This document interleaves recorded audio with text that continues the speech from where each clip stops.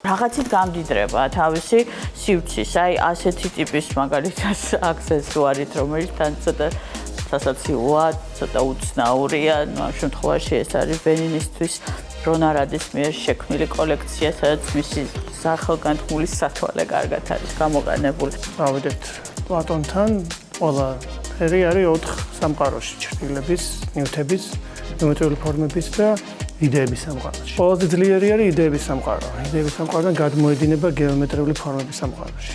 გადმოედინება ნივთების სამყაროში, ნივთებიდან გადაედინება ჩრდილების სამყაროში.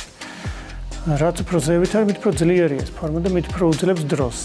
ზაჰა ჰადიდმა პრაქტიკულად ყველა ხაზი მოხარა. ჩემთვის პირად ზაჰა ჰადიდის ის პირველი ძიებები ფორმის ბევრად უფრო ძლიერი იდენტობის მატარებელი არის, ვიდრე ბოლო პერიოდი, როდესაც პარამეტრული დიზაინით დაიწყო ფორმების შექმნა, სადაც კომპიუტერის მიერ გენერირებული ფორმები მივიღეთ. არქიტექტურა იმყოფება ორ მდგომარეობაში, ეს რეაქტიული და პროაქტიული მდგომარეობა.